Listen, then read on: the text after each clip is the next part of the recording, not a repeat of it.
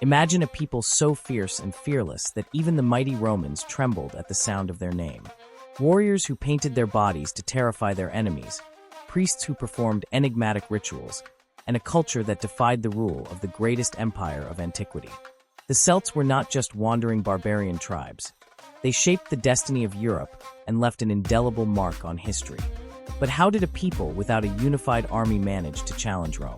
What strategies did they use to win battles against the disciplined legions? And in the end, what remains of their legacy? Get ready for a journey through time, filled with epic battles, ancient mysteries, and secrets that history almost forgot. The clash between Celts and Romans was more than just war. It was a collision of worlds. And by the end of this video, you'll see how this civilization has influenced even the present day. Let's begin. It was a time of transformation, when the Bronze Age faded and gave way to the Iron Age. The year was 1200 BC, and across the vast plains of Central Europe, a new civilization was beginning to take shape, like seeds quietly sprouting in the fertile soil of the mountains. The region between Austria and southern Germany became the cradle of the first Celts, a people who would become one of the most enigmatic in European history. These early Celts were skilled in the use of iron, a discovery that, like a lightning bolt, illuminated the course of their lives. They forged sharp weapons such as swords and spears, as well as essential tools for agriculture and daily life. But what truly set them apart was not just their mastery of metal, but the way they used this raw material to transform not only their weaponry, but also their way of life. Their swords, with curved and razor-sharp blades, were symbols of power and bravery, capable of cutting through any obstacle in their path. Meanwhile, their agricultural tools, such as plows and sickles, became extensions of their hands, allowing them to tame the wild land. In a world where written records were scarce, the Celts preserved their history and wisdom in their minds and hearts. They had no formal writing system, but their memories were passed down orally from generation to generation. Their stories were told around the fire, where legends of heroes and gods came to life. Words were magical, capable of preserving an entire culture. Around these fires, the Druids, imposing figures of wisdom and power, began to emerge as the central figures of Celtic society. They were priests, judges, and teachers, responsible for keeping traditions alive, deciding the fate of the tribes, and preserving ancestral knowledge. Through them, Celtic culture intertwined with the mysteries of nature. Every tree, every river, every mountain had its own spirit, and the Celts were deeply connected to this invisible world, honoring it in their daily lives. And although many neighboring peoples, such as the Greeks and Romans, wrote about them, it was through archaeological discoveries that future generations would begin to understand the magnitude of Celtic civilization. While the Romans built great empires and the Greeks developed eternal philosophies, the Celts, with their art and traditions, were weaving a tapestry that would withstand the test of time, its threads stretching across centuries and continents. However, as Celtic tribes spread, their strength and presence did not go unnoticed. It was a time of both shadows and light, where destiny was constantly shifting, and the Celts were more than just survivors. They were the architects of a legacy that would endure in the memory of all who crossed their path. The sound of forges ringing through the mountains echoed across the valleys as a new era dawned for the Celts. This was the Hallstatt period, spanning from 800 to 500 BC, representing a remarkable flourishing of Celtic civilization. Their settlements, now more structured, were ready to sustain what would become one of the most advanced societies of its time. Hallstatt, a small village in the Austrian Alps, would hold the key to understanding this period. It was here that archaeologists uncovered the tombs of ancient Celtic leaders, revealing a wealth and sophistication that no one had imagined for such an isolated people. Inside the graves, covered with stones and earth, lay finely crafted weapons, dazzling jewelry, and even war chariots, built with unparalleled craftsmanship.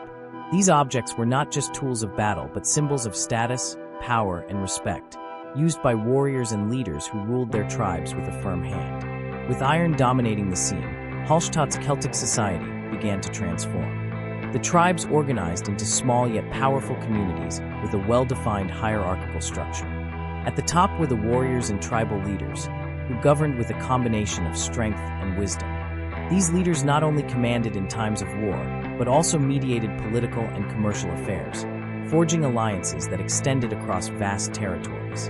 But what truly fueled this era was trade.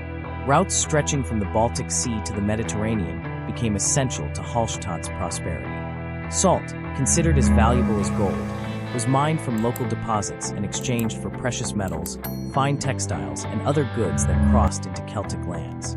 This vast trade network brought not only material wealth, but also a rich cultural exchange, where influences from other peoples blended with Celtic art and traditions. Hallstatt's art flourished in a unique way.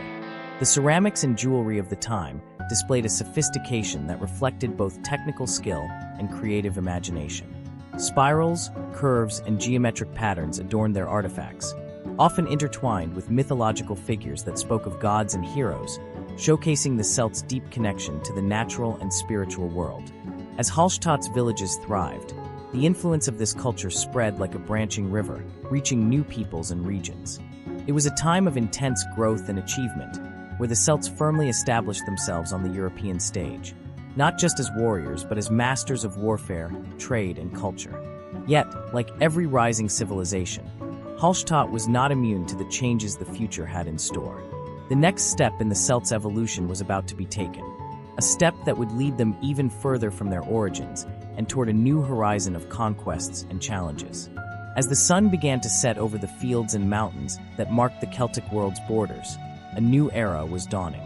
The Latine culture, which flourished around 500 BC, marked the peak of Celtic civilization, an age of extraordinary refinement, expansion, and conquest. The Celts were no longer just an isolated people. They had become a culture that spread with force across the European continent, leaving their mark from Gaul to the Iberian Peninsula and the British Isles. During this period, Celtic art reached a level of sophistication that even the keenest observers, such as the Greeks and Romans, found astonishing. The Latine swords, with their sleek, finely forged blades, were true masterpieces, adorned with intricate geometric patterns and mythological figures. Their jewelry, decorated with spirals and animal motifs like stags and serpents, was more than mere ornamentation. It was a representation of the Celts' spiritual connection to nature and their gods. Each piece reflected their deep belief in the invisible forces that shaped the world. But Latine was not just an era of beauty and art. It was also a time of immense military expansion. The Celtic tribes, now more organized and united by a shared culture, became a force to be reckoned with. With their honed military skills and unmatched courage, the Celts began to attack Greek and Roman cities, challenging the dominant powers of the time. They invaded Greek territory, bringing both fear and admiration from the Greeks, who in turn began to respect the Celts' ferocity in battle. War was not just a matter of survival, it was a way of life. Celtic military campaigns were marked by fast and intense battles, fought by fearless warriors, many of whom became living legends. Their war chariots, drawn by horses, were a terrifying sight on the battlefield, and their warriors, armed with shields and swords, were renowned for their bravery and the strategic skill with which they waged war. However, Latine's true strength lay not only in its military conquests, but in how the Celts used trade to expand their influence. The Celtic region of Latine was deeply connected to trade networks stretching across vast distances. From the North Sea to the Mediterranean, the Celts exchanged precious metals, salt, and other valuable goods with various peoples. These exchanges were not limited to material goods. Ideas and cultures were also shared, creating a dynamic environment of cultural interaction. Celtic cities, now more organized, became centers of trade and politics. Fortified towns known as oppida served as bastions of power, where tribal leaders made crucial decisions and warriors gathered to discuss battle strategies. With their agricultural skills and ingenuity, the Celts built a thriving society where farming and herding intertwined with warfare and trade, creating a rich and dynamic culture. Yet, as the Celts expanded their empire and pushed their borders, they also began to face greater challenges. The Latine culture would not last forever, and the winds of history were about to shift. But before fate led them into new battles and trials, the culture of Latine had left a lasting legacy, whose roots would be felt by future generations, spreading the name of the Celts across Europe. As the winds of change swept across the plains and mountains of Europe, the Celtic people advanced like an unstoppable wave surging through a vast ocean. With the strength of their weapons, the courage of their warriors, and the effectiveness of their strategies, the Celts began to conquer new territories, expanding their dominion beyond the lands where their ancient cultures had first taken root. The era of Celtic expansion had begun, From the heart of Europe, where the Celtic people had grown and solidified their presence, they ventured into distant lands. Gaul, a vast region covering most of modern France, became one of the first great Celtic strongholds. This land was a mosaic of Celtic tribes, living in fortified cities surrounded by valleys and forests. Over time, these tribes united under a shared culture and built an empire stretching across vast territories. But Gaul was not the only land the Celts would conquer. Their reach soon extended to the British Isles, the Iberian Peninsula, northern Italy, and even the distant lands of Anatolia, in what is now Turkey. However, the Celts were not merely conquerors. Their ability to integrate and adapt to the peoples they encountered was key to their success. In the Iberian Peninsula, for instance, their interactions with the Iberians led to the emergence of the Celtiberians, a hybrid people who blended Celtic artistry and traditions with local customs. They built prosperous cities and created more complex and diverse cultures. In Gaul, Celtic tribes coexisted with local cultures, exchanging knowledge and adapting to new influences. Even in Britain, the Celts merged with the native populations, forming a cultural network that transcended tribal boundaries. Over time, the Celts became masters of trade, connecting with other civilizations through extensive commercial networks. From the North Sea coasts to the Mediterranean shores, they established routes linking them to the Greeks, Romans, and other Eastern cultures. Trade was crucial to the growth of Celtic civilizations. They exchanged precious metals, salt, fine textiles, and even slaves in return for jewelry, fabrics, and spices from distant lands. This commerce not only strengthened their economy, but also created a constant flow of cultural influences, enriching their traditions and artistic expressions. Yet Celtic expansion was not solely about trade and cultural integration. War also played a central role. The Celts' warrior nature was well known, and their military prowess was feared by all who encountered them. With their powerful fighting forces, they invaded new lands and settled in regions once ruled by others. Their use of war chariots, combined with their hand-to-hand combat skills and battle strategies, made the Celts a formidable force on the battlefield. However, Celtic expansion was not just about conquering lands. Their spirituality also spread into the newly acquired territories. Their gods, beliefs, and religious rituals influenced other cultures and blended with local traditions, creating a rich spiritual exchange. The worship of rivers, sacred trees, and nature spirits resonated in many lands, shaping a widespread religious network that spanned vast regions. Celtic expansion was not just an era of material conquest or victorious battles. It was a time of profound transformation and cultural blending. Different traditions met, trade and warfare became intertwined, and the known world's boundaries expanded. With their energy, artistry, and weaponry, the Celts made their mark on nearly every corner of Europe, leaving behind a legacy that would endure far beyond their victories and defeats. But as with all tales of greatness, the Celts' conquests would soon face challenges. Both external and internal forces threatened their expansion, and though the future held promise, the road ahead was filled with obstacles. The Celtic Empire would not last forever, but the seeds of its culture had spread across the continent, leaving an indelible mark on history. Across the vast lands the Celts had conquered, their tribes flourished. However, unlike other centralized empires, Celtic society remained deeply tribal and decentralized. Their tribes formed a mosaic, each with its own laws, traditions, and leaders, yet all bound by a common code of honor, courage, and deep reverence for nature. A closer look at Celtic society reveals the complexity and balance of an organization that valued both military strength and spiritual wisdom. At the heart of each tribe was its leader, a warrior king or chieftain, who ruled with a firm hand, but also with the wisdom gained from battles and the council of elders and druids. These leaders were not always chosen through hereditary succession.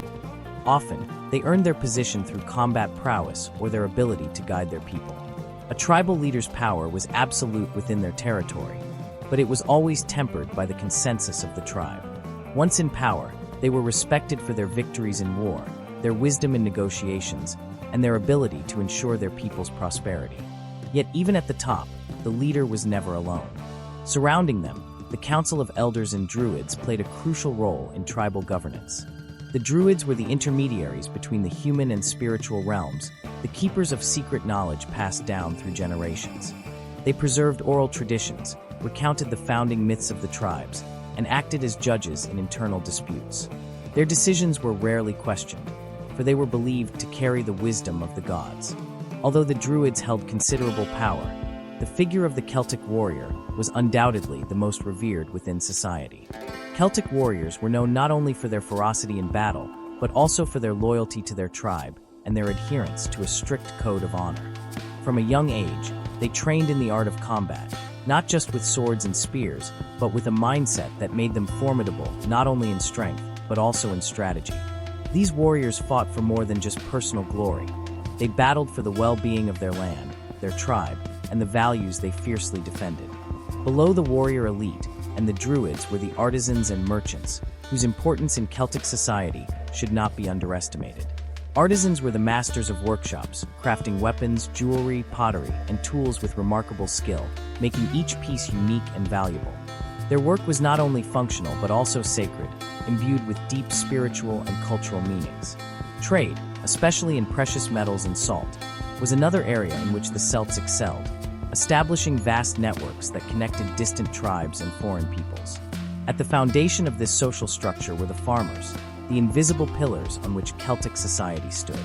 They cultivated the land, raised livestock, and ensured a steady food supply for their tribes. Although they were neither warriors nor priests, their significance was undeniable. They were the laborers who, without fanfare, sustained society, allowing warriors to fight and druids to teach. They were the vital link that kept the tribe united.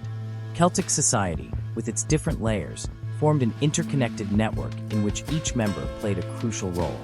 Warriors defended the land, druids provided spiritual guidance, artisans created, and farmers nourished. The harmony among these groups was essential for the balance of the tribes. For the Celts, unity was not about rigid hierarchy or status, but about mutual respect, with each individual contributing to the common good according to their skills and calling. In Celtic society, the idea that everyone had an important role was not just a metaphor, it was an absolute truth. Each tribe had its own identity, leadership, and values, yet they all shared deep respect for the land, the gods, and honor. Every decision, whether in battle or in ritual, was made with the well-being of the tribe as a whole in mind. And so, for centuries, the Celts thrived, leaving behind a legacy that, despite the winds of change, remained steadfast in the traditions that defined them. Daily life among the Celts was deeply rooted in harmony with nature. In their vast and mountainous lands, Celtic tribes flourished, living in well-organized communities centered around fortified settlements known as oppida. These villages, surrounded by wooden fences and earthen walls, were the beating heart of their societies, offering protection against invasions and other threats. Within these settlements, life unfolded in a simple yet spiritually and culturally rich manner. Celtic homes were primarily built from wood and thatch, materials abundant in their natural surroundings. Their dome-shaped roofs, covered with straw or grass, helped insulate the interiors during harsh winters. At the center of each home, a fire burned, providing warmth and light while serving as a gathering place and the heart of family life. These hearth fires also held spiritual significance, as the Celts believed that fire possessed sacred powers, connecting them to both the gods and their ancestors.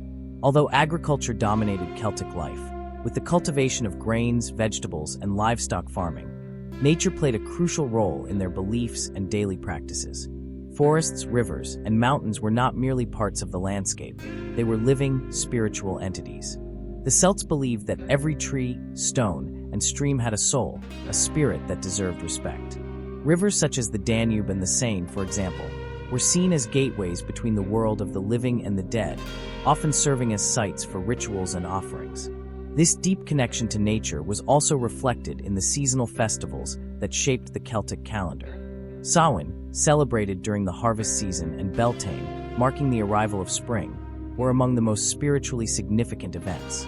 During Samhain, it was believed that the veil between worlds was at its thinnest, allowing spirits of the dead to return to the earth. Bonfires were lit, songs and dances filled the night, and families gathered to honor their ancestors and seek protection for the approaching winter. Beltane, on the other hand, was a time of youthful celebration, symbolizing the rebirth of the land, with fire rituals representing fertility and renewal. Celtic women, unlike those in many other ancient societies, enjoyed a remarkable degree of freedom and respect. They were not only caregivers and household managers, but also active participants in trade, social affairs, and religious ceremonies. Many Celtic women held leadership roles within their tribes, and some even commanded armies. The image of the warrior woman was common in Celtic legends, and most tribes honored their female leaders as much as their male counterparts. Art also played a vital role in Celtic life. The Celts were masters of intricate designs, creating elaborate jewelry, pottery, and weapons. Spirals, circles, and interwoven patterns were recurring motifs, reflecting the Celtic worldview of an interconnected, cyclical universe where time and existence moved in continuous patterns. These designs adorned everything from warriors' swords to women's necklaces and everyday utensils. Each piece was not just functional, but also an expression of the Celtic soul. Despite living in relatively isolated communities, the Celts possessed a strong sense of community. They shared resources, cared for one another, and held grand communal feasts where food and wine flowed freely. War was a constant part of Celtic life, but for them, true value lay in victories that protected their lands and loved ones rather than in plundering or territorial conquest. Honor and bravery in battle were prized far more than material wealth. With a life deeply connected to both the land and the spirit, Celtic society maintained a balance between the physical and the spiritual worlds. To the Celts, these realms were not separate but intertwined, much like the intricate designs in their jewelry. Whether in their festivals, their homes, their battles, or their moments of rest, they always sought to preserve this connection to the divine, to nature, and to the eternal cycle of life. This balance was what made Celtic life unique, a way of living marked by intense beliefs, meaningful actions, and mutual respect that endured for centuries, passing down through generations. Amid the lush landscapes and fierce battlefields of Celtic society, the Druids held a sacred and essential role. These men and women, who were both priests and judges, possessed a wisdom that transcended time and space. To the Celts, Druids were not just religious figures, but also representatives of the deep connection between the human and spiritual worlds. Celtic religion was profoundly animistic, believing that everything in the world, from rivers and trees to the very winds, possessed a soul or spirit. Druids, as intermediaries between humans and the divine, were believed to have the ability to communicate with these powerful forces. Their rituals, often conducted in sacred forests or near holy springs, were performed to invoke the gods and spirits for protection, wisdom, or healing. Trees held special significance, with species such as the oak and ash playing central roles in both mythology and religious practice. The presence of the Druids began to decline with the expansion of external conquests. With the arrival of the Romans and later the influence of Christianity, the Celtic religion was progressively replaced. The Druids were forced into hiding, conducting their rituals in secret, or even abandoning their traditions altogether. No written records of their teachings remain, leaving their history shrouded in mystery and legend. However, the legacy of the Druids endured, fueling the imagination of future generations and weaving itself into the cultures that emerged after the fall of the Celtic world. Many see the Druids not just as priests of an ancient cult, but as symbols of a time when knowledge and a deep connection with nature were the foundation of everyday life. Even though Druidic traditions disappeared from most of Europe, their legacy remains alive. In myths and legends, Druids continue to appear as enigmatic figures, possessing mystical wisdom and the ability to communicate with the gods. They represent an era of reverence for nature, the cosmos, and the divine, an era that still echoes in modern culture through festivals and symbols rooted in ancient Celtic practices. In the stillness of the forests and the gentle whispers of the wind, the echoes of the Druids can still be heard, a reminder of a time when men conversed with the gods and the earth was both a mother and a sacred temple. The year 390 BC was a turning point in the history of both the Celts and Rome. While Rome was beginning to establish its influence in Italy, the Celts, still sovereign in their lands, were ready to show the world the unstoppable power of their warriors. Those who dared to challenge them quickly learned the true meaning of facing their wrath. The stage was set. A Celtic army, led by the commander Brennus, marched toward Rome, its military might far beyond what the Romans could withstand. It was a time of transformation for both sides, but for the Romans, their encounter with the Celts would prove to be a terrifying experience, one that would haunt their memories for generations. The Celts, with their fierce and unpredictable battle tactics, reached Rome's gates with astonishing speed. Unlike the Romans, whose armies were disciplined and methodically organized, The Celts relied on the strength of their agile units and their mastery of close combat. This made them unpredictable and, to some extent, untamable foes. When the Celtic army arrived in Rome, the city was unprepared. Caught off guard by such a bold attack, Roman defenses crumbled quickly, and the Celts stormed the city in a siege that lasted only a few days. The streets of Rome, once filled with the energy of a growing metropolis, were now consumed by the sounds of battle, the cries of soldiers, and the chaos of a nation on the brink of collapse before the might of an unfamiliar yet extraordinarily powerful people. The terrified Romans attempted to resist, but the Celts' superiority in combat was undeniable. During the sack of Rome, the Celts demonstrated not only their military strength, but also a ruthless brutality that left a lasting mark on the Roman psyche. For the Celts, this was more than just a military victory. It was a statement of supremacy and a warning to anyone who dared to underestimate them. With the city thoroughly plundered, Brennus gathered his forces to withdraw, but not before leaving an indelible mark on Roman history. His famous words, "Vi victis," "Woe to the vanquished," echoed through time, symbolizing the absolute power the Celts held over the Romans at that moment. This humiliating defeat was so devastating to Roman pride that, for generations, they would live in fear of another Celtic invasion. However, the Celts' triumph in Rome would not last. Though the city had been looted, the Roman Republic was far from defeated. The humiliation they suffered in that battle became the driving force behind their resolve to strengthen their military and prepare for future challenges. This ultimately led to a significant enhancement of their armed forces, transforming them into an even more formidable power. The impact of this invasion was not confined to Roman territory alone. News of the Celts' attack on Rome spread rapidly, and from that moment on, the Romans realized that the Celts were not just a local threat, but a force capable of rivaling Rome's military prowess. Though marked by a crushing defeat, this confrontation was the catalyst for a dramatic shift in how Rome would deal with the Celts in the years to come. The memory of this attack and the sack of Rome became legend, a tale of war told and retold not only among the Romans, but also among the Celtic tribes. For the Celts, it was a glorious victory.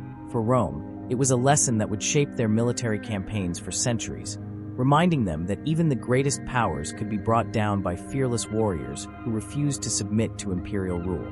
The year 225 BC would witness a great and decisive battle, one where the destinies of the Celts and the Romans would collide with such force that it would leave an indelible mark on the military history of both civilizations. After the great Celtic triumph over Rome in 390 BC, tensions between the two powers only grew. In the following decades, Rome expanded rapidly throughout Italy, waging increasingly bold military campaigns. Yet, the indomitable spirit of the Celts, who had spread across various regions of Europe, remained unbroken. When the Celts, coming from the Gallic regions, united to resist Roman expansion, a clash became inevitable. In the region of Telamon, a vast Celtic coalition, composed of numerous Gallic tribes, prepared to face Rome's growing power. Led by their own generals, the Celtic warriors were determined to claim victory, relying on their mobility and their superior skills in hand-to-hand combat. On the other side, however, a massive Roman force was gathering, determined to crush the rising Celtic threat. The battle unfolded on an open plain, where the sheer size of the armies was as awe-inspiring as the thunderous sound of war drums. The Romans, under the command of consuls Gaius Atilius Regulus and Lucius Aemilius Pappus, were ready to face the Celts with a highly disciplined and well-trained army. The crucial difference between the two forces lay in their organization. While the Celts fought with a more fluid and less structured army, the Romans possessed tightly disciplined legions, employing military tactics that emphasized cohesive formations and battlefield endurance. Soon, chaos erupted as the battle unfolded. Celtic warriors charged forward with their long spears and sharp swords, delivering quick and deadly strikes. Their lines moved with agility, attempting to envelop the Romans. The Romans, however, held their ground in disciplined formations, employing their famous testudo, shield formations, creating an impenetrable wall of bronze. The tide of battle turned decisively when the Romans executed a masterful encirclement strategy. As the Celts, confident in their numerical advantage, pressed their attack, the Romans flanked them. Regulus and Pappus' forces, well-organized and cohesive, successfully surrounded the Celts, cutting off their lines of communication and preventing any escape. In a brilliant tactical maneuver, Rome forced the Celts into a two-front battle, crushing their forces between the Roman armies. In the end, victory belonged to Rome. The Celts, despite their bravery and ferocity, could not overcome Roman discipline and superior battlefield tactics. The Battle of Telamon became infamous for its brutality and for demonstrating Rome's ability to confront one of Europe's most fearsome warrior groups. For the Celts, the defeat was devastating. Their tribes were decimated, and many of their mightiest warriors fell in battle. The alliance of tribes that had united against Rome collapsed, and Rome emerged stronger than ever. This marked a decisive defeat for the Celts, signaling the end of their era of victories against Rome and the beginning of Roman dominance over Gaul. But despite their defeat, the courage and ferocity of the Celtic warriors would still echo in the hearts of the Romans. Telamon was a strategic victory for Rome, but it also served as a lesson on the untamed power of resistance. While Rome celebrated its triumph, the Celts, though vanquished, swore that their fight was far from over. Resistance would not fade so easily, and across the fields of Gaul, the echoes of the Celtic struggle would continue to resonate for a long time. The winds of history once again turned toward Gaul, and this time, the name of Julius Caesar would be etched firmly into the annals of time. However, before he became Rome's revered ruler, he would be remembered as the relentless commander of the Gallic Wars, a series of bloody conflicts that not only changed the fate of Gaul, but also propelled the Roman Empire to new heights of power. In 58 BC, seeking military and political prestige, Caesar launched a campaign to expand Rome's influence and bring Gaul under Roman rule. What initially seemed like a straightforward expedition soon evolved into one of the most extensive and ferocious campaigns of his career, one that would last nearly a decade and involve a series of crucial battles. Gaul, a land made up of numerous warring tribes, was far from a unified nation. Each tribe had its own loyalties and ambitions, often at odds with one another. This lack of cohesion was one of the key reasons why Caesar was able to conquer so many territories so quickly. He employed diplomacy, alliances, and political manipulation to divide the Gallic tribes, fostering distrust and tension among them. The fight for survival, now against the ever-growing threat of Rome, would require more than just bravery. As the months and years passed, Caesar fought battles across diverse landscapes, from the dense forests of Gaul to raging rivers and barren mountains. The Battle of Bibracte in 58 BC was one of his first major victories, where he faced a coalition of Gallic tribes led by Vercingetorix, a military leader whose command and strategy would soon become legendary. During this clash, the Romans' ability to rapidly build fortifications, their disciplined tactics, and the use of battle-hardened soldiers secured Caesar's victory. But while Caesar was claiming victories, Vercingetorix was forging a fierce resistance. He knew that the only way to halt Rome's advance was to unite the Gallic tribes and wage a war of attrition. He adopted a bold tactic, retreating into fortresses while burning everything in his path, depriving the Romans of the resources they needed to sustain their campaign.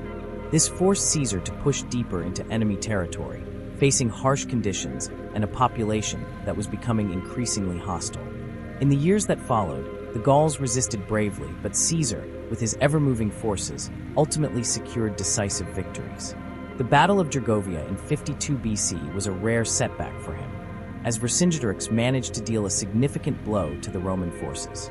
However, realizing that Rome was coming with overwhelming force, the Celtic leader withdrew to the fortified city of Alesia, where he planned to make his final stand. The Siege of Alesia in 52 BC was the turning point that sealed the fate of all Gaul. Trapped within a Roman-built wall, Vercingetorix and his forces were under immense pressure, while a massive Gallic relief force attempted to break the siege from the outside. However, Caesar's tactical brilliance and use of war machines ultimately crushed the Gallic resistance. When the relief forces were defeated and Vercingetorix found himself with no hope of escape, he surrendered to Caesar, marking the definitive end of Celtic resistance. Caesar's victory in the Gallic Wars cemented Roman control over Gaul and paved the way for the region's Romanization. However, the impact of the Gallic Wars went far beyond territorial conquest. The campaign reshaped the destiny of Gaul and its people, marking the end of Celtic independence in the heart of Europe. For Rome, it was a display of power and military strategy. For the Gauls, it was a tragedy and a humiliation, but also the end of an era. Yet, the legacy of Vercingetorix, the Gallic hero who fought until his last breath, would endure as a symbol of courage and resistance against tyranny. Even in defeat, his struggle lived on, inspiring future generations to remember that no matter how vast and powerful Rome's empire became, the spirit of freedom and the will to fight for one's ideals could never be easily erased. The clash of steel and the sharp whistle of arrows slicing through the air marked the beginning of one of the greatest military resistances against the Roman Empire. At the heart of Gaul, the name of Vercingetorix would become synonymous with resistance, courage, and sacrifice. Born into an era of turmoil and uncertainty, he would rise as the charismatic leader who united the Gallic tribes against their common enemy, Rome. Gaul, a vast land fragmented by tribes with differing interests, was the perfect setting for the emergence of a leader who not only possessed military skill, but also a strategic vision capable of bringing together the scattered forces of a people who had never truly shared a common cause. Vercingetorix, a warrior from the Arverni tribe, was the man destined for this task. His cunning and leadership did not go unnoticed by the Gallic tribes, who, weary of seeing their lands invaded by Rome, finally rallied under his command. In 52 BC, with Rome already controlling much of Gaul, Vercingetorix took the lead and organized a coalition among the tribes. He knew that their best chance at victory against Rome lay in adopting a strategy of attrition. Instead of engaging the Roman army in open battles, where Rome's military might would prevail, he strategically retreated, destroying villages and pillaging lands, leaving nothing of value for the Romans. This forced Caesar to advance deeper into Gaul, stretching his resources thin and exposing his forces to greater risks. Vercingetorix not only demonstrated tactical brilliance on the battlefield, but also understood the importance of morale and unity. He appealed to his people's sense of freedom and dignity, igniting patriotic fervor and uniting the often divided Gauls to resist the Roman threat. His words were not just calls to arms, but passionate pleas to defend the honor of Gaul, as if he were preparing them for one final, decisive battle that would determine the fate of their homeland. The Battle of Alesia in 52 BC would become the stage for an epic showdown between Caesar's forces and Vercingetorix's Gauls.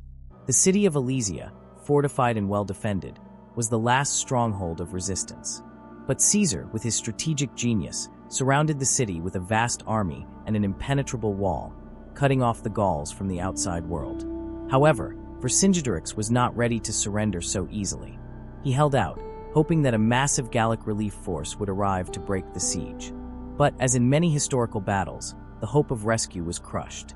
The Gallic forces were defeated, and Vercingetorix found himself with no options left. At that moment, facing imminent defeat, Vercingetorix made the final act of bravery in his life. He surrendered to Caesar. He knew that by doing so, he was not only offering up his own life, but also giving his warriors a chance to be spared. Yet his sacrifice would not save him from the brutal execution that awaited him. The fall of Vercingetorix did not mark the end of Celtic resistance, but his capture and execution were a devastating blow to the heart of Gaul. However, his name would remain forever etched in the memories of the Gallic tribes as a symbol of unyielding courage and the fight for freedom. Even after his death, the spirit of Vercingetorix's resistance would continue to inspire those who believed in the strength of a united people. The defeat at Alesia meant the submission of the Gallic tribes to Rome, but not without leaving a lasting mark on the Celtic consciousness. Through his vision and struggle, Vercingetorix proved to the world that the desire for freedom is a flame that never truly dies, even in the face of the greatest adversities. After the defeat of Vercingetorix and the subjugation of the Gallic tribes, Gaul was incorporated into the vast Roman Empire. As part of his strategy to consolidate Roman power in the region, Caesar not only defeated the Celts in battle, but also initiated a process of Romanization aimed at transforming Gallic culture and institutions to align with Roman standards. The Latin language began to replace Celtic tongues, and Gallic cities started adopting Roman architecture, with the construction of temples, theaters, and amphitheaters. Romanization also introduced a new system of government and administration. Local elites, often influenced by Roman authority, integrated into the imperial political structure, seeking status and privileges within the Roman system. At the same time, the empire brought new infrastructure, such as roads, aqueducts, and markets, which promoted trade and improved the quality of life, but also dismantled the traditional Celtic tribal structures. The old Celtic religions were gradually replaced by Roman gods and local rituals, once held in sacred groves, were replaced by imperial festivals and cults. While the Roman Empire brought prosperity in many aspects, not all Gauls embraced this transformation willingly. Some tribes clung to their Celtic traditions and resisted Roman influence, striving to preserve their beliefs and customs. In certain regions, small uprisings and tensions arose, especially among those who saw Romanization as a threat to their identity. However, over time, much of this resistance weakened as younger generations became more integrated into the Roman way of life. The impact of Romanization in Gaul was profound and lasting. Roman civilization took root, and Gaul became one of the wealthiest provinces of the empire, generating both riches and tensions. While Celtic culture did not vanish entirely, its traditions were progressively absorbed and reshaped through the process of Roman integration, creating a unique blend of Celtic and Roman elements that left a lasting mark on European history. Even after Gaul's conquest and Rome's growing presence in Europe, the lands to the north remained a challenge for the empire. Britannia, inhabited by Celtic tribes, did not easily succumb to Roman rule. In 43 AD, Rome launched a major invasion, occupying much of the region and asserting control over the local tribes. However, the British tribes, with their strong Celtic identity, would not submit without a fight. Amid this resistance, one of the most iconic figures emerged, Boudica, a warrior queen of the Iceni. A woman of immense courage and determination, Boudica became the symbol of Celtic resistance against Roman domination. When the Romans, through oppressive policies, stripped her of her lands and humiliated her family, the queen rose in rebellion. Leading an army composed of various British tribes united by a common cause, she spearheaded a series of devastating attacks on Roman settlements. Boudica's revolt reached its peak with the siege of Londinium, modern-day London, where Roman forces were completely overwhelmed. However, despite the ferocity of the attacks, her resistance was not enough to overthrow Roman rule. After a decisive defeat in battle, Boudica, consumed by grief and frustration, chose death over capture by the Romans. Her death did not mark the end of Celtic resistance, but symbolized the tragedy of what could have been a victorious struggle against Rome. The Celtic resistance in Britannia, though fierce, ultimately failed to prevent the complete Romanization of the region.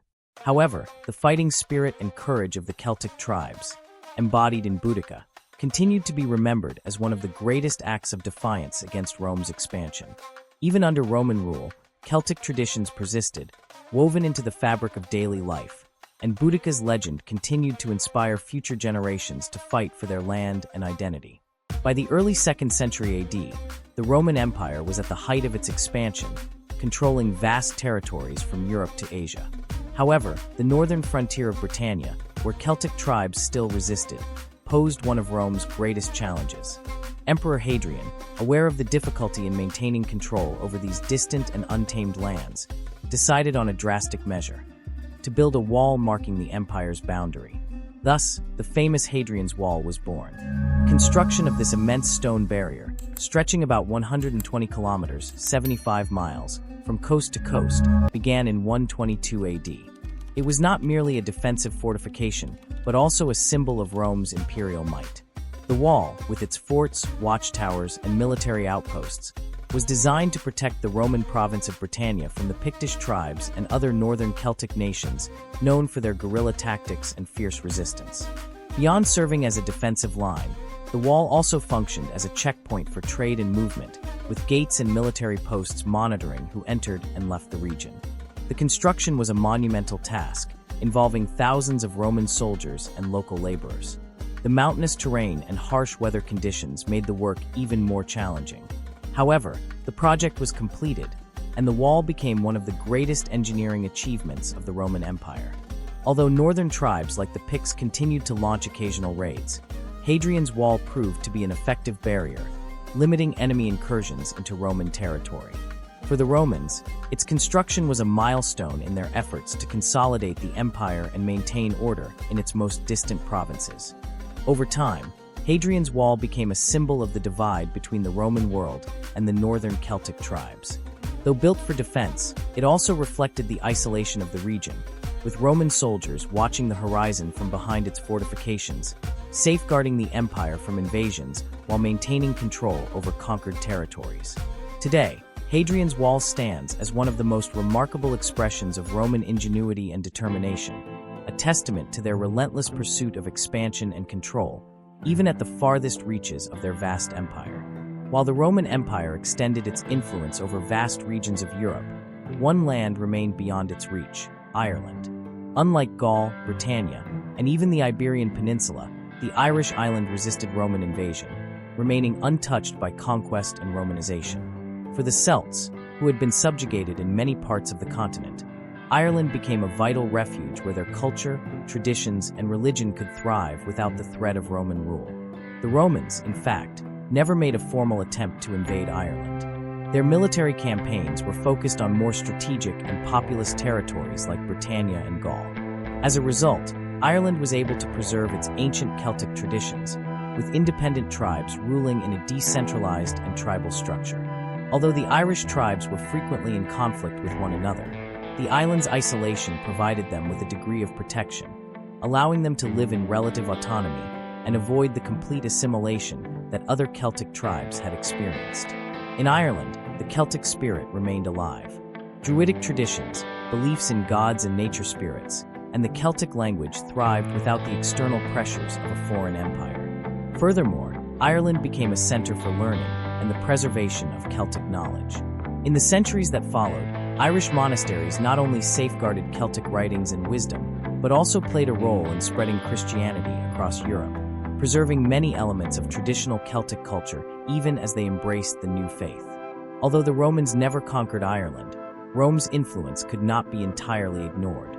While Ireland remained a refuge from external forces, Christianity, which had spread throughout the Roman Empire, eventually reached the island in the 5th century, with Saint Patrick leading the conversion of the Irish. However, despite this religious transformation, Ireland continued to be a stronghold of Celtic culture, resisting Romanization and later invasions by the Anglo-Saxons and Vikings. The Celtic legacy that thrived in Ireland would be vital in preserving the traditions and knowledge of one of Europe's oldest cultures.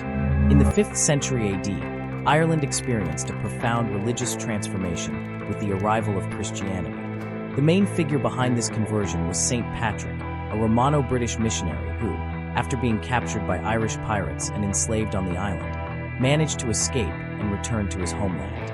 Over time, Patrick returned to Ireland as a missionary, determined to convert the Irish to Christianity. His journey was not easy, as he faced strong resistance from the deeply ingrained Celtic pagan beliefs that were an essential part of everyday life. St. Patrick's approach was unique. He adapted Celtic symbols and practices to Christianity, making the transition from pagan traditions to the new faith more accessible.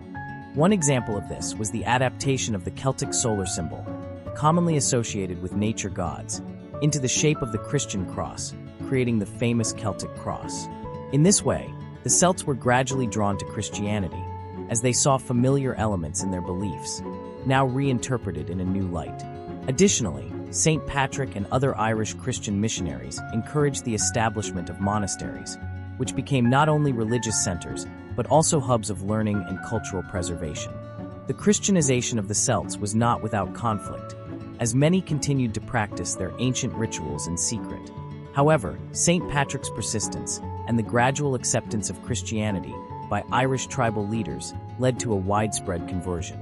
Christianity took root in Ireland in a unique way, blending with ancient Celtic beliefs rather than completely erasing the past.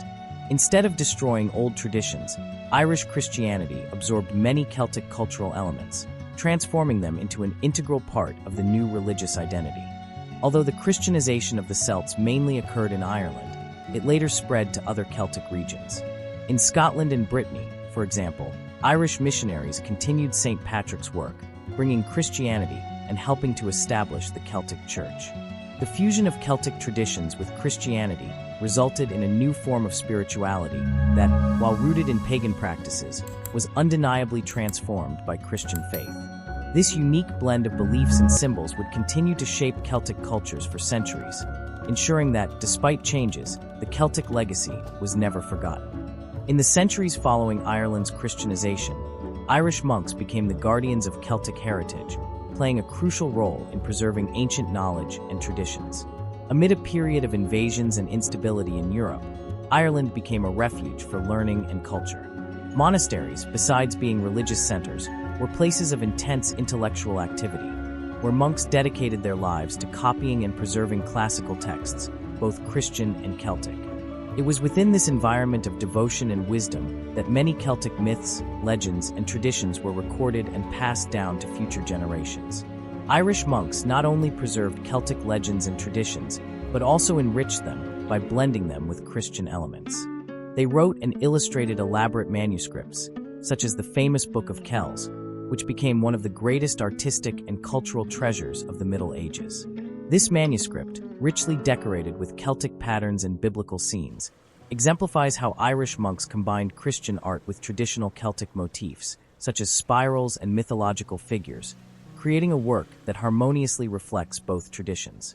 Beyond preserving religious texts, the monks also safeguarded the scientific and philosophical knowledge of the ancient Greeks and Romans.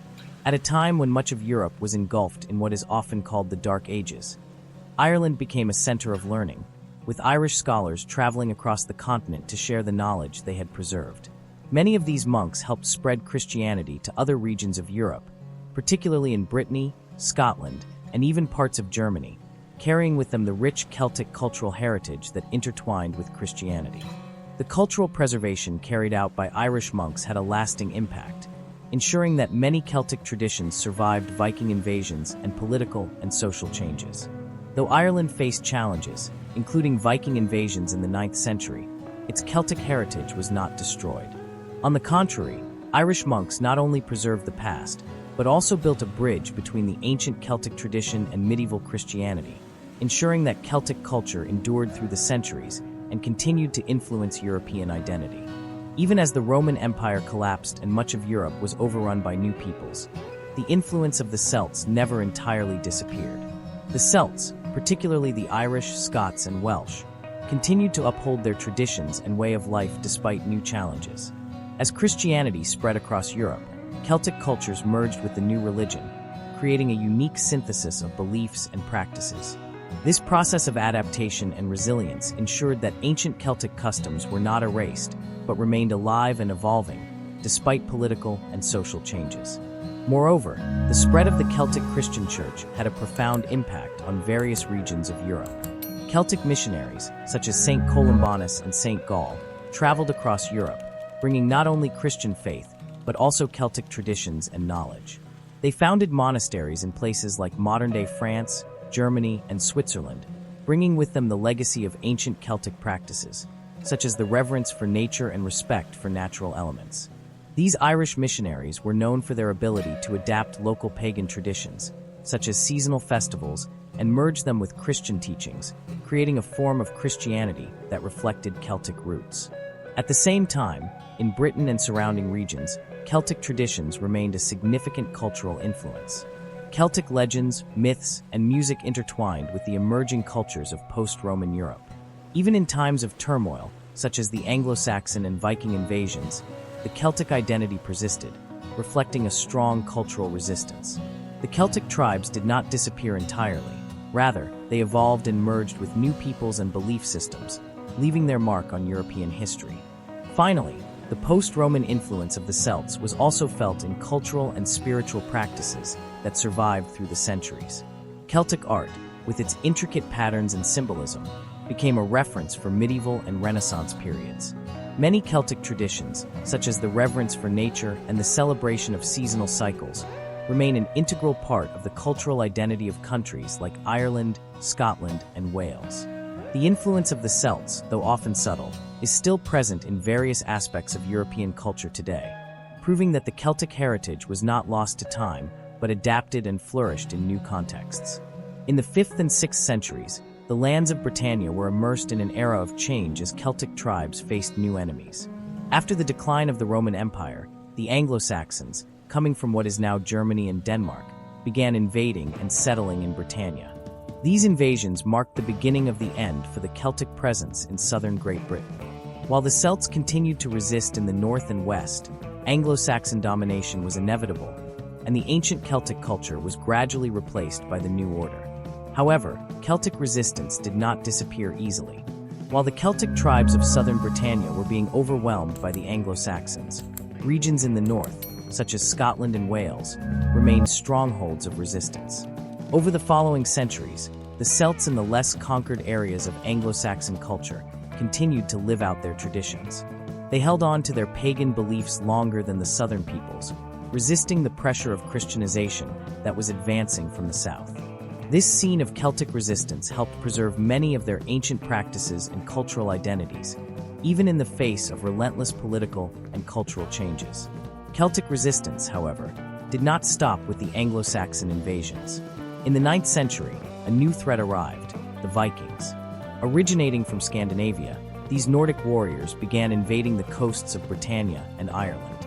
They not only raided coastal cities, but also established settlements and deeply influenced the local cultures.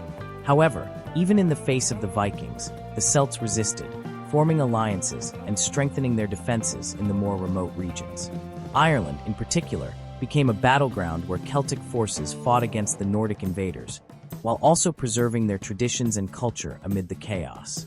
While the fight against the Anglo-Saxons and Vikings represented a period of territorial loss, Celtic resistance left a lasting legacy.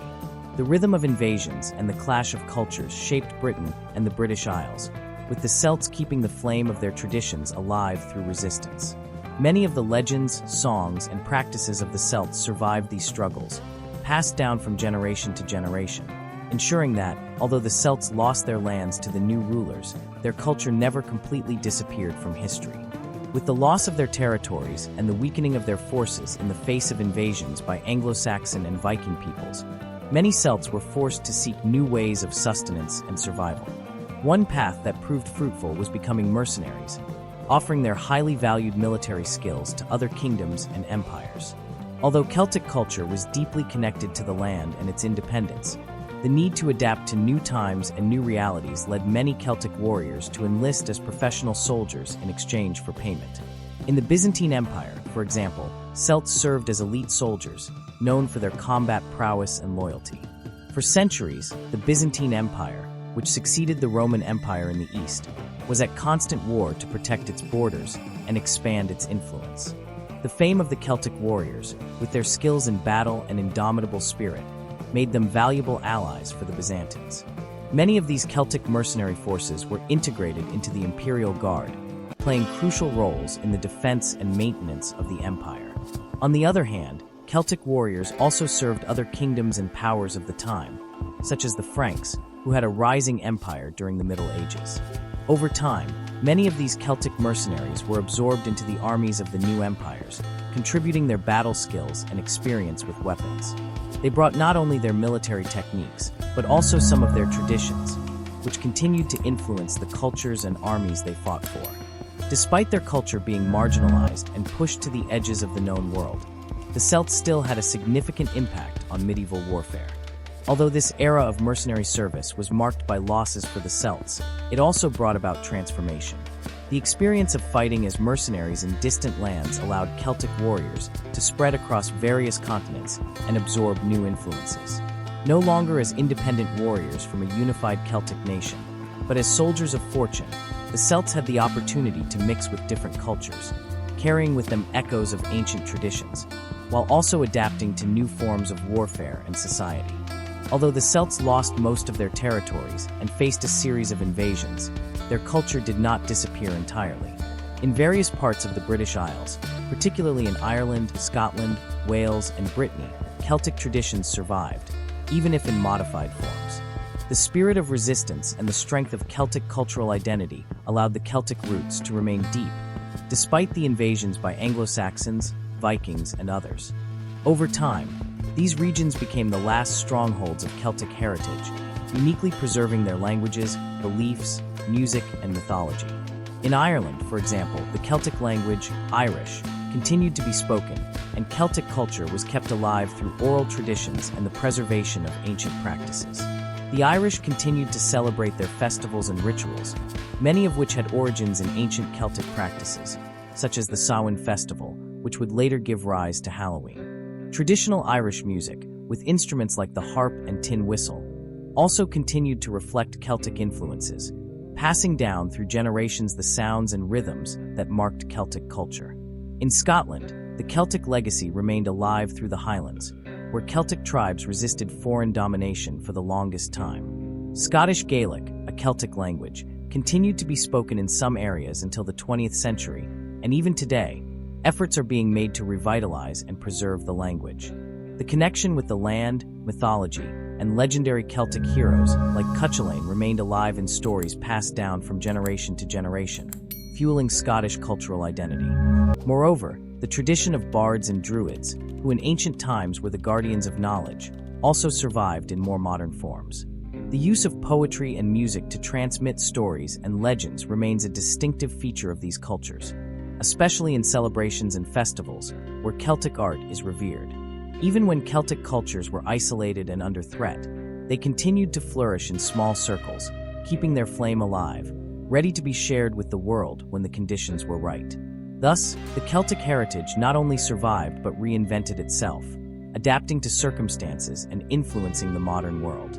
Celtic traditions continue to be a vibrant part of the culture in many regions, and their influence can be seen not only in music, dance, and festivals, but also in philosophies and spiritual practices that persist to this day. The history of the Celts, with their warrior tribes and their mysteries, remains alive, reminding us of the resilience of a people who, though dispersed and often subjugated, never disappeared. The Samhain festival, celebrated by the Celts at the end of October and beginning of November, was one of the most significant dates in the Celtic calendar. For the Celts, Samhain marked the end of the harvest and the beginning of winter, a time of transition and renewal. It was a moment to honor the dead and open a portal between the world of the living and the world of spirits. The Celts believed that during this time, the boundaries between the two worlds were thinner, allowing the spirits of ancestors to return to Earth. Thus, Samhain was not only a festival of celebration, but also a rite of communication with those who had passed. The Samhain rituals were varied, but all had a strong ritualistic and spiritual aspect. Huge bonfires were lit to ward off evil spirits and protect people, and the Celts would dress in animal skins and masks, believing it would protect them from vengeful spirits. The celebration also involved offerings of food and drink to the spirits to ensure a favorable season and that the deceased remained happy and protected. People often used lanterns made from turnips or pumpkins with carved faces to guide the spirits and ward off evil. Over time, the Samhain festival was absorbed by other cultures, especially with the Christianization of the British Isles. In the 8th century, Pope Gregory III declared November 1st as All Saints' Day, a holiday to honor Christian saints and martyrs. This ultimately led to the fusion of Samhain rituals with Christian celebrations, giving rise to what we now know as Halloween. The tradition of lighting candles and lanterns, dressing up in costumes, and trick-or-treating evolved from ancient Celtic practices, with children going door to door asking for treats or tricks, echoing the old Samhain rituals where the Celts would offer food to spirits. The Celtic influence on Halloween is undeniable, and the modern festival, with its vibrant colors and macabre symbolism, still carries the spiritual and mystical roots of Samhain. Although the celebrations have moved away from their original meaning, the spirit of transition between the world of the living and the world of the dead remains a central part of Halloween, making it a holiday that, despite being modernized, still maintains a connection to ancient Celtic beliefs. This festival, celebrated by millions around the world, serves as an annual reminder of the rich Celtic heritage and the magic that permeates the cycle of life and death. The Celtic legacy, though often buried under layers of history and the influences of dominant empires, has never ceased to pulse in the veins of various modern cultures. Today, Celtic art, with its intricate geometric designs and mystical symbols, continues to inspire tattoos, jewelry, and even graphic design. The famous Celtic spiral, representing eternity, the cycle of life and natural forces, is one of the most recognizable elements of this heritage, used in a multitude of contexts, from fashion products to contemporary architecture. Additionally, traditional Celtic music, with its melancholic melodies and instruments like the violin, bagpipes, and harp, still resonates in the modern world, whether in cultural festivals, films, or even in more contemporary musical styles like folk and Celtic rock. In literature, Celtic stories continue to inspire writers and filmmakers. The legends of heroes like Cuchulainn and the mythological adventures of the Celtic gods still find their place in books, movies, and TV series, often reworked to fit contemporary narratives. Celtic symbolism, with its strong associations with nature, mysticism, and fate, lends itself well to exploring universal themes, such as the battle between good and evil, the search for identity, and the power of destiny. Even in the works of J.R.R. Tolkien, such as The Lord of the Rings, the Celtic influence is visible, with its elves, dwarves, and intricate family trees reflecting the rich mythology of the ancient Celtic cultures. Celtic spirituality, with its deep connection to nature, has also experienced a modern revival, especially in the neo-pagan and Wicca movements. Many practitioners of these religions have adopted elements of the ancient Celtic faith, such as the worship of lunar cycles, the veneration of natural elements, and the reverence for sacred trees like oak and holly. Seasonal festivals of Celtic origin, such as Beltane and Samhain, continue to be celebrated by those seeking a return to earth spirituality and a connection with the divine through nature. Thus, the Celtic legacy, far from being a relic of a distant past, remains vital and present in modern cultural and spiritual practices. Its influence continues to inspire new generations to explore its roots and rediscover the treasures of a culture that, despite adversity, never fully disappeared. The Celts may have been conquered and scattered across the world, but their ideas, art, and worldview remain alive, passed down from generation to generation. So, did you enjoy diving into this fascinating journey through Celtic history and legacy? If so, don't forget to leave your comment below. I'd love to know what you think, and if there's any aspect of Celtic culture that interests you the most. Maybe even a curiosity you'd like to see here. And if you liked this content, give it a thumbs up to help the channel grow. Oh, and if you haven't subscribed yet, take the opportunity to do so now. That way, you won't miss out on any new videos about ancient civilizations, their cultures, and much more. Thanks for watching, and see you in the next video.